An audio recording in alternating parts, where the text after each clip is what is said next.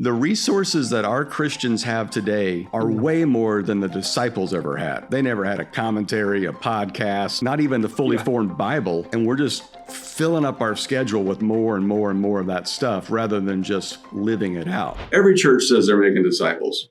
That's right. And every church should be making disciples. That's right. But how would you define what a disciple is? And then secondly, what was the gap that you saw that you felt like, I don't know if we're doing that right. We need to fill that gap to make disciples that make disciples. Wow.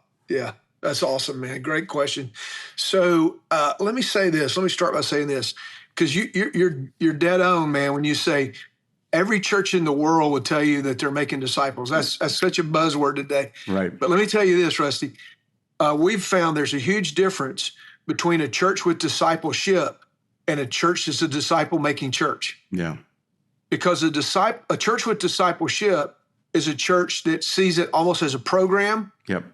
That it's really just more like Christian education, and it's an add-on to everything else you do. Mm-hmm. So we like to think of our church as a disciple-making church, and that means it's not a part of what we do, it's all we do.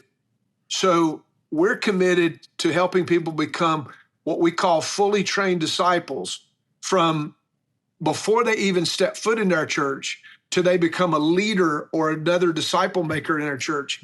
We see that as not just a part of what we do, but it's what we exist for. Mm-hmm.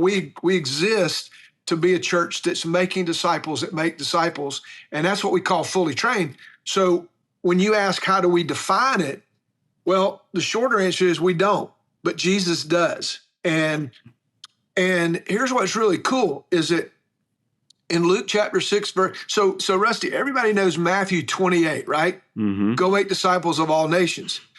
But if you ask most pastors, you say, what does it look like when you make one? They don't know. They don't know what it looks like. But Luke chapter 6, verse 40, man, I think it's just as important as Matthew 28. And that Jesus says a disciple, a student looks like his master. When he's fully trained, he will look like his master. A student is not above his master, but when he is fully trained, he will look like his master. So what we ought to be doing is we ought to be developing disciples that have two things. They have Christ-like character, Christ-like conduct. And because that's how you describe everybody, right? Mm-hmm. If I were telling somebody, you and I just met, but if I were telling somebody about you, I would describe you in two ways: by your character, who you are, and your conduct, what you do. Mm-hmm. And so I would just add this, that I think Christ-like character and conduct is not something that is subjective, but it is objective. Mm-hmm. And we can actually measure whether or not we're making fully trained disciples. I grew up in churches that we made partially trained disciples, not necessarily fully trained disciples. Right.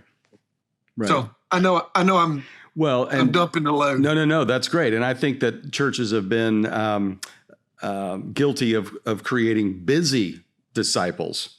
Big time. That are just involved in a lot of programs and Bible studies. And when you think about it, the resources that our Christians have today are way more than the disciples ever had. They never had a commentary, a podcast, a website, not even the fully formed Bible. And we're just filling up our schedule with more and more and more of that stuff rather than just living it out. Wouldn't you say? Man, Rusty, I'm sitting here in my study, and you got all these books on here that I don't even read, and check this out, man. Is it all that I have in this study is on my phone right now? Yeah, exactly. I have access to tons of podcasts, tons of sermons, even Bible study apps that would fill this library and then some. Yeah. You'll know the name J.I. Packer, right? Oh yeah. This guy was the Michael Jordan of theologians. Wrote the one of the greatest books ever written called Knowing God. This dude, he'd walked around God and taken pictures. He knew. And my buddy Randy Frazee, who was down in Texas for years, and you know Randy, he had J.I. come in for some conference they were doing, and they were working together on creating this basically an assessment of discipleship.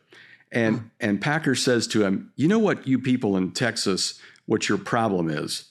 And he said, "What's that?" And he said, "You all study the Bible too much." And this is J.I. Packer. And Randy says, "What are you talking about?" And he said, "You're constantly in Bible studies, but you have no dirt under your nails from working with the poor." Wow. I thought, oh man, that wrecked me. Wow. And I think that's kind of the missing piece, don't you think, of, and this is what Jesus says at the end of the Sermon on the Mount, hearing the word of God and doing it is what makes you have a stable life. And I think we hear a lot, but we don't do much.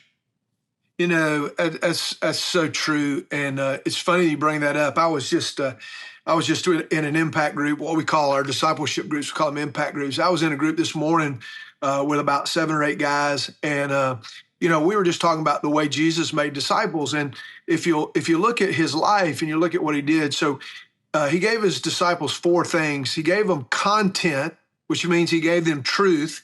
He gave them contact, which means he gave them relationship. They did things together, traveled together, hung out together, fished together, laughed together, all that. But then he also gave them context. And context was that he took them, this is cool. He called them to be fishers of men, but then he took them on fishing trips.